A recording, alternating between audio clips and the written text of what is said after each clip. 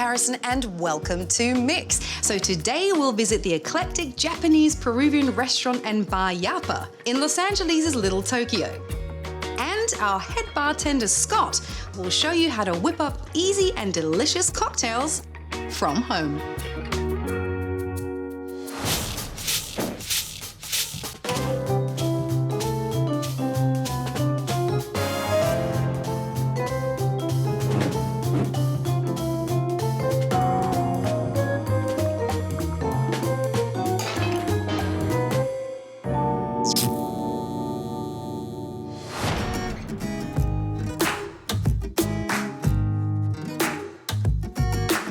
I'm Josh Goldman, co-owner and managing partner of Yappa. My name is Richie Lopez. I'm the chef and co-owner of Yappa. Yappa is located in Little Tokyo in downtown Los Angeles. We're a Peruvian Nikkei restaurant, which is basically a diasporic cuisine where Japanese moved to Peru after Japan opened up as a country and brought their tools and techniques with them and had to adapt to what they found in Peru. Yappa eats Quechua for little extra. That's what we try to do here at the restaurant. All right, everyone, we are now here with Josh. Hi, Tamee. How's it going? Doing well. How you doing feeling well. today? Fantastic. Thank you Feel for like- asking. Oh. How you feeling? Pretty good. I could feel a lot better if you made me something delicious. So you feel like a cocktail today. I feel like a cocktail, or 2, or 10. Our 10. Well, why don't we start first with our passion fruit Pisco sour. And it's got a vegan egg white substitute that I came up with. Oh, wow. All right. Sounds exciting. So, you do a half an ounce lime juice. Okay, freshly squeezed, obviously. I did actually see you randomly squeezing some, so was that lime or lemon? It was lime and lemon. A lime and lemon. Wasn't that random? Actually, physically saw him do this. It's true. Yeah. Does it have a name? Or is it just passion fruit? Well, I mean, it's, just call it passion fruit Pisco sour. Okay. Just, Pretty much says what it is. You know. No surprise there with You the can drink, call it, you can call it Brenda. You can call it Brenda? Or we can call it the Tamee. There's quite a few drinks already called the Tamee. Don't want to confuse people. That's why I said we can call it the Brenda. All right, let's call it the Brenda. So we're gonna do an ounce What's this? passion fruit syrup. Looks delicious. It is. One of your favorites, I'm suspecting. Oh, yeah. And I'm also assuming that you came up with this. I did this variation of it, which isn't really that You can't crazy. really, the Pisco sour, you can't really, you can do variants. There's so many variations of an Maracuya Pisco sour. Really isn't that that crazy. Yeah. The only thing that's really truly different about this is this. The vegan egg white. And the way we garnish it. So LA. It is. It's very. So LA. That's true. So. Oh wow, that was it. That's it. That looked like gel.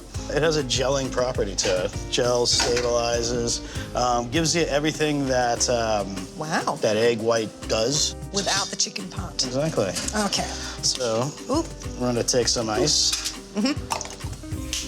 Yeah, see, you don't have Crack it cubes, up. you just make your own. We do. Ice is an extremely important ingredient. By smacking the ice and breaking it, it also adds some little parts in there that'll dilute faster. So we ultimately, as you'll see, when I shake this up, let's do it. If you want to grab me that cube while I shake. Is that in the drawer? It is in the drawer. Okay. Excuse me?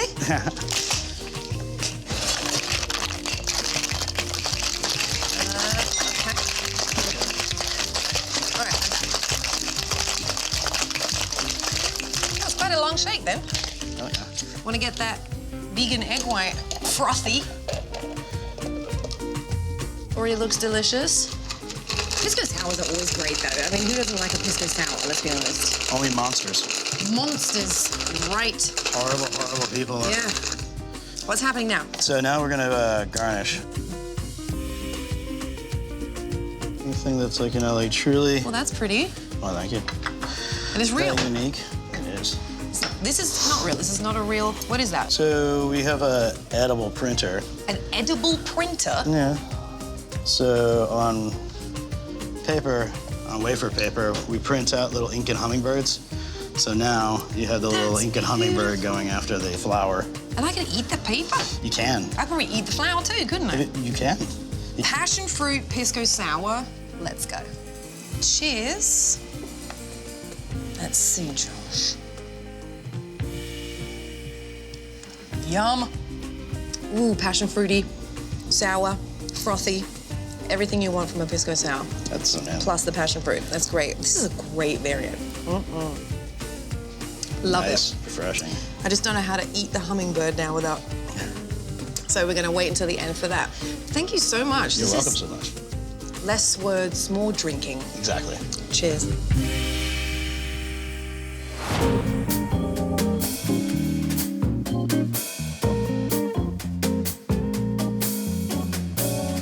All right, everyone, it is finally time for me to devour these beautiful dishes, Chef Richie. What do I have in front of me here? You have a squash puree with a black cod and anticucho miso sauce. Oh, yummy. We have a tiradito, a yellowtail tiradito. It's a What's thing. tiradito? Tiradito, it was introduced by Japanese immigrants to Peru. It's a way to cut thinly sliced fish. Kind of like how they make sashimi. I was just Correct. going to say that, yeah. And what is this? That's a corn croquette. It's our interpretation of a classic Japanese koroke. Okay. Koroke, it's basically that. French introduced croquettes in the late 1800s in Japan. And that's our take on a modern classic. Okay, well, I'm going to dig in. What's the perfect, just a little bit of everything on one, or do you want to show? Would you mind? Show me how you would Please. make the perfect bite for I me would here. love to. So we have a little bit of the black cod. And explain to me how you make this. So the squash puree is basically a puree made of garlic, kind of a sofrito. We sear the black cod and we marinate it in miso, anticucho. Anticucho is a Peruvian sauce from the streets of Peru. It's basically street food, you know? So we try to take that into the delicate flavor of the squash, the black cod, integrated with the miso. This is unbelievably delicious. The cod is amazing. I'm gonna grab a little bit more of this squash and then I'm gonna ask you about the dish that's in front of you. So this is a yellowtail tiradito. Tiradito is to lay down. So it's a sashimi style of cut. It looks very intricate. What is so on top those are of this? gooseberries, Yeah. and that's a watermelon radish. We make a sauce based on lime juice, lemon juice. This is a barley crisp. It's basically barley that we blend, we dehydrate, and we fry. You can roll it. I was gonna say, can I Yeah, is it okay yeah, to that's roll? exactly. What's the flour that's in here? Can I eat that too? Yes, absolutely. It's a coriander flour. Oh, okay.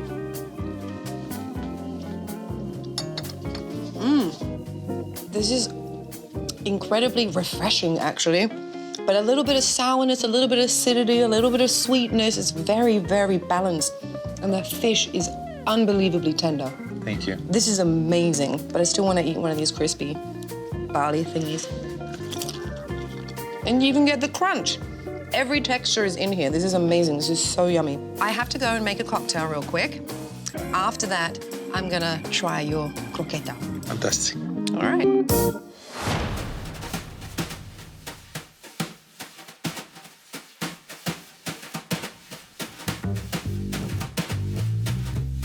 Hi guys, Scott Cushman here. Welcome to my home bar. You guys have seen me make hundreds and hundreds of drinks at fun, fancy bars with all the stuff that you normally use for this kind of stuff. Today though, we are going to be making drinks from home. This is my actual home bar. So I wanted to make some drinks that you can do yourself at home using stuff that you just sort of have around your house. Like we have done stuff in these. These are jiggers right here. These usually come in 2 ounces or 1.5 ounces. This is the top of a scope cap or a mouthwash cap. It is exactly 1.5 ounces. So switcheroo. You guys have seen me muddle, crush things with this guy. This works just as well. Just take the other end and crush-a-roo. You guys have seen me take one of these guys, filter out the stuff, strain it out. This will work just as well. This is a little spoon, a little slotty spoon. And you guys have seen me shake in nice Carico tins. Today we are gonna be shaking in one of these guys. This is just a little mason jar. We are going to be making 2 cocktails, 2 of my favorite cocktails. And what's nice about these cocktails is they use basically the same ingredients. So we're gonna be doing a gimlet and we're gonna be making a daiquiri. It's just switching the booze out more or less. So let's begin with our measuring tool right here. This is, of course, just, like we said, a mouthwash top. We're going to try and fill this one to right about half. We're looking for 3/4 of an ounce. We are going to use this stuff. This is simple syrup. This is the fancy type that you can buy. If you don't want to buy fancy simple syrup, 1 part sugar, 1 part water. It is the simplest of all the syrups. We're gonna put in an equal part of that, so we're gonna go 3/4 of an ounce, so right around where half is. And then the best ingredient, the last ingredient, is gin. We're just gonna do 1.5 ounces, so we're gonna go right up to the top here of this guy. Right there. Why not? We're at home, we're not driving anywhere. And we are going to then shake this guy. Put the little toparoo on here and give her a shake. Beautiful. Now we have to find a way. We don't want to serve this with any ice. We have to find a way to separate that ice out. We are going to put this here, and we're going to try this spoony method. So we're gonna go ahead and put this in here. Look at all that. Almost no ice gets in. You didn't have to spend $30 on a Hawthorne strainer. Some of them do cost $30. And that's what we have. We have a delicious gimlet, 2 ingredients plus gin. So if we already have those 2 ingredients, why would we just stop at gin? Why? We have so many other things. Why don't we try some rum? Yes, rum. We're gonna make these guys in tin real quick. Same way though, take some white rum. Same measurements that we were using before. I'll use a jigger for this one. We're gonna do 1.5 ounces. Right there. 3/4 of an ounce simple syrup. And we are going to use a real lime in this one. We're looking for the juice of about 1 small lime. There we go. And if you have a lime, the actual lime, always throw that lime in there. That's gonna give you sort of the oils on the outside. That's an important piece of the daiquiri. The daiquiri is supposed to be sort of a complex cocktail. Cool, so we're gonna give this guy a big fat shake, all that ice in there, some of the oils on the outside of the lime are getting in there. We are just going to take this, we're gonna pour right into one of these guys, a tall Collins, or whatever you have, a small rocks, any kind of glass, a red Solo, go for it. And you then have 2 different cocktails. You have your gin gimlet, and you have your delicious rum daiquiri. You have your building blocks, and that is that. Enjoy. Oh my God. Daiquiris are so good. Okay, I'm back. Been thinking about this croqueta. Tell me about this. It's a croquette. Yeah. French introduced this to Japanese in the late 1800s. I love it. Tell me, how do you make this? So we make While I eat it. corn puree, basically with onions, garlic, cumin, and some spices. And then we let it sit. We cut it in these shapes, and we braid it with nori, that it's a roasted Japanese seaweed, and panko, that it's Oh, wow. breadcrumbs. What is the spicy sauce on top? Is It's it a spicy mayo? rocoto pepper sauce. Rocoto peppers. Rocoto is a red chili from Peru. That has a nice little A little kick to kick. it in the end. Oh my, wow. Oh, this is delicious. But tell me about you. So you're obviously Peruvian and you're in LA. Correct. How did you think, you know what, I should mix Peruvian cuisine, Japanese cuisine? Well, it's nothing new for Peruvians because it's already an integration. When Japanese came and they brought all these techniques and culture, you know, it was already integrated in the people. So right now it's just a natural pairing to do Peruvian with Japanese ingredients, flavors, techniques, and we're here in Little Tokyo. So what a perfect place to embrace the culture of Japan, Absolutely. no? And Peru. Chef Richie, thank you so much. Thank you very much. Thank you And for your time. I'm going to be finishing those plates now, because I still have them from before. So cheers, everyone. Bon appetit.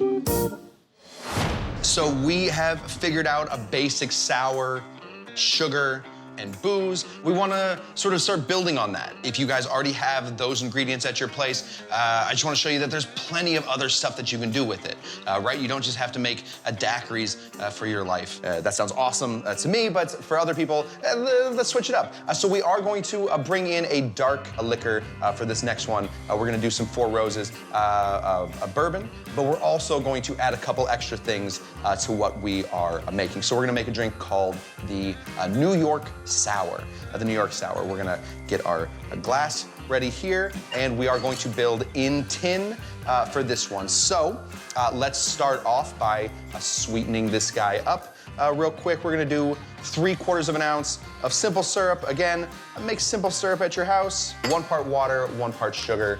Nice and easy. We are not gonna use lime this time. We are gonna switch over to lemon. Lemon and whiskey seem to work a little bit better together. So we're going to do one of these guys. If you have real lemons at your house, that's great. If not, this is also great, equally great. And then we're gonna put in 1.5 ounces of delicious bourbon right here. Maybe a little bit more. Again, we're not driving, we're staying at home. And we are going to make this into a somewhat more proper sour by adding some egg. Just head to your kitchen, head to your refrigerator, and grab yourself a little egg. We are going to throw just the white in there. You don't need one of those fancy separators. Just separate it by using the shell itself. And we are going to give this an initial shake. We call this a dry shake because there's no ice in there. We're just trying to emulsify all that egg in there. We are definitely going to make a mess in our kitchen, but it's our kitchen, so we are good to go. We're gonna then add some ice. As much ice as we can get in there, as much ice as we have already made. And we're gonna give this another nice shake.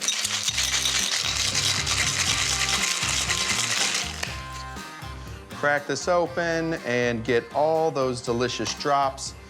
We're going to double strain. If you don't have a double strainer, I wouldn't worry too much about it. This is just a little tea strainer, and we're gonna use our regular Hawthorne strainer. We're gonna go right in through here. That tea strainer is not to get any of the egg out.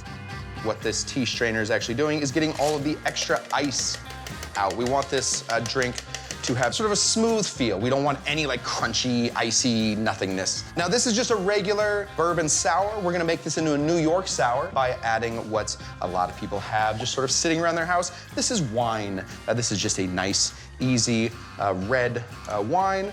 We're gonna put this right on our spoon so that it floats on the top. This wine has kind of a cool property in that it floats on top of sours.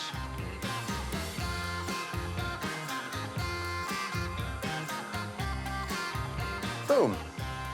You guys can see that. That is a delicious little red wine float on top of there. This is going to make the cocktail evolve as you drink it. The wine should float on top.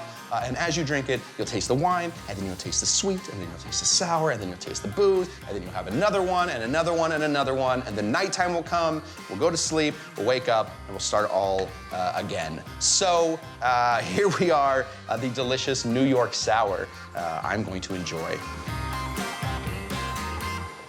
Oh my gosh. Please. 2. All right, guys, enjoy.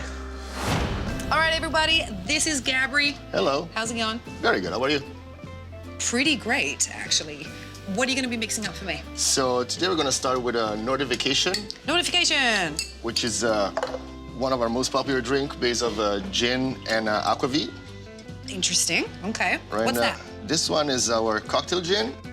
Cocktail gin. So this is something that we do here. We make our signature blends for I was wondering for what that well is. cocktails. So Okay. yeah, all these giant vats that you see over here Yeah. are filled with either rum, gin, dark rum, whiskey, or agave. How do So- you get stuff out of there? Well, You take a big, you do one of it these? takes a little bit of strength, yes. Okay, what's this stuff? This one is orchard pear liqueur. Orchard pear liqueur. Interesting. This looks like an aquavit bottle. Yes, 3/4. Okay. So far, 3/4 of everything? Yes. All right, that's easy to remember. And then you mix in a 3/8 of lime and lemon. 3/8 lime and lemon. And just a dab of simple syrup. All right. Which is in this case 1/4. When are we lighting something on fire? Oh, very soon. I like that. I like smoking stuff, lighting things on fire, smacking mint. That's the fun part of bartending. Is Right? what your mom always tells you Don't not to like do when you too grow up. much. Yeah. All right. Aha. So now we got some fire. What? Yes, so I'm gonna You're heating up the okay. I'm gonna I'll gently just- spray I will shut up. the glass. And that just coats the outside of the glass with a cedar oil. Doesn't it then just fall out of customers' hands? No, it's clearly. Has that ever happened before? It has not. Luckily, not yet. Okay. I will put that drink up on. Thank God it wasn't burning hot. What is that doing though? Is it just going to make it smell nice when I put the glass near my nose? Yes, exactly. I already smell the smokiness of the oil from here. Yeah, when it's a busy night, it actually smells the whole I restaurant. can imagine. And here we are, in Northern Vacation. Yummy. All right, going in. Cheers. Cheers, Gabby. Cheers. Oh, yeah.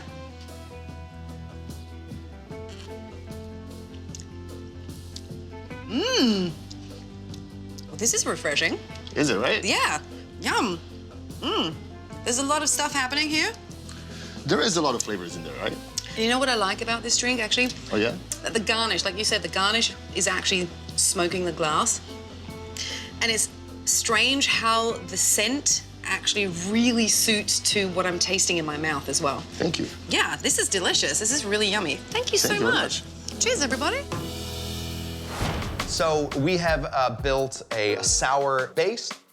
We have done a New York sour, a play on the sour, and now we are going to expand the sour universe to reach what I do at my home bar, which is, of course, Tiki. I'm going to make you guys a fun Tiki cocktail that you can absolutely do at home, whether you have shakers or jiggers or anything. We are going to be doing a drink called the Booloo, B-O-O-L-O-O. It was one of Jeff Beachbum Berry's first cocktails that he found on his quest to find Tiki cocktails. We are going to be using a real pineapple for this. So if you guys have a real pineapple, that is really what we're doing. And then you don't even have to worry about any kind of glassware or anything like that. So we're just gonna chop the top, and then we are going to grab our pineapple corer. You can buy one of these, obviously, online or at the 99-cent store. I heard that they are $1.99 there. So we are going to just cut this whole thing out, and we're gonna save all of this delicious juice and the actual pineapple for the cocktail. We're gonna build this one not in glass and not in tin, but we are going to be blending this one completely up. So we're gonna take all the juice that we have in there. That's gonna be about an ounce. We're going to take 2 little rings of pineapple, and we are going to squeeze some lime in here as much as we can. Wish Tamee was here. Spray Tamee down with these limes. So now we have some sweet, we have some sour. We're gonna put a little bit more sweet in here just by taking a regular old honey. Just nice, easy honey. People often have honey around their house. We're just gonna put maybe 2 or 3 spoonfuls of this in there. And then we get to the fun part. The fun part in Tiki drinks is collecting rums. I am a rum collector. I love different types of rum. I have 4 right here that we're gonna put in here. If you don't have 4 rums, this drink will stand up with just 1 rum. It will also be delicious with tequila or bourbon or gin or anything that you have. I have lots of rums. So we're gonna start off here with, this is El Dorado, the 12-year. This is a Demerara rum. That just means that it's made in Guyana by a sort of a secret special process. We're gonna put 3/4 of an ounce of that in there. This is just Bacardi Gold. This Bacardi Gold is a Puerto Rican style, 1.5 ounces of that in here. Then we get into the weird funky ones. We have a Jamaican rum right here. This is Hamilton pot still. We're gonna put 3/4 of an ounce of that. And the crowning achievement of alcohol making ever. This is 151. This is a 151 proof, 75.5% alcohol. We're gonna put just a little bit less than an ounce of this stuff in there. Now, we're gonna give this a big blend. Right here, bring this guy out, blenderoo.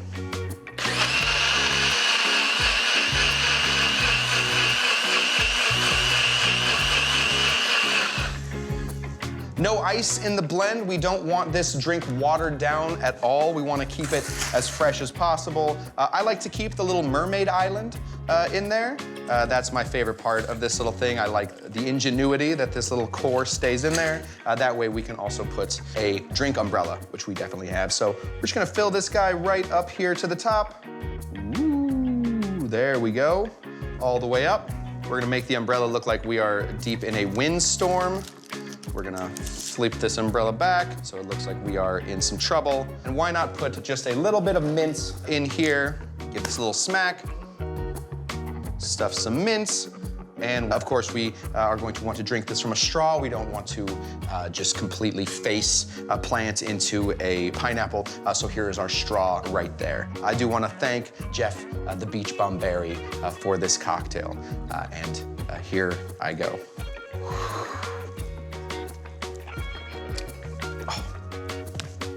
My love, I love you. All right, now I'm in.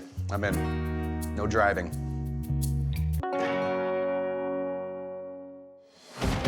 All right, everybody, once again, it's a wrap from me. I hope you had fun here at Yappa. Until next time, I'm Tamee Harrison. Cheerio.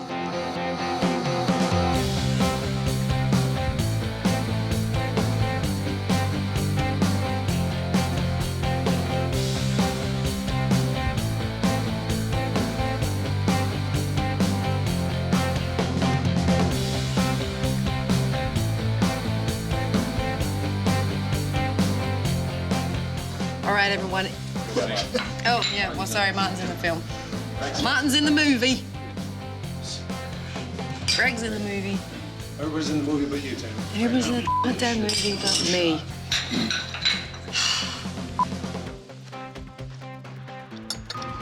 Ooh. Let's pause real quick. I have a mouthful of food, Dan. All right, that's the beat. All right. Carry on. Downtown sounds of trash. You have like a pipette or something, no? No, you just... You seriously do that? Yes, but you obviously put it in a smaller vessel and then pour it in a bottle. Okay. Otherwise, oh, you that don't would do be- it here for your guests? You're like, oh, you would like one of the cocktails? That would Yeah, be sure. Coming ridiculous. right up. Actually, we may do that one day. That'll be fun. You should. You should. No worries.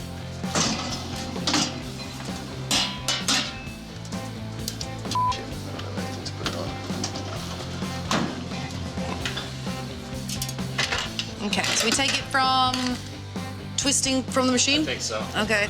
Why you got two glasses? So in here, I'm gonna put... Oh, sorry. I'm gonna put your drink. No worries. Okay. We can't see what you're doing back there. Yeah. Let's, okay. Do that again. I'm just like directing everyone. Do that again, Gabby, come on. What we're gonna do is we're gonna put that down there once you put, Put it where? right? This whole thing is half an ounce. Okay, I'll shoot it. All right, now Is someone supposed to shoot it? No, I would do half and half. Take half, dump the other Can one I in. sip that and I'll sip a little bit of that and then I pour it in? I'm not the producer. I don't know. I don't know what to tell you. Tell me what to do. Do whatever you want. Tell me what to do here. Do it. I'm confused.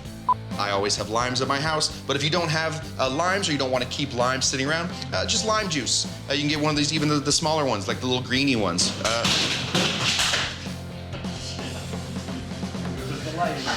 The home bar.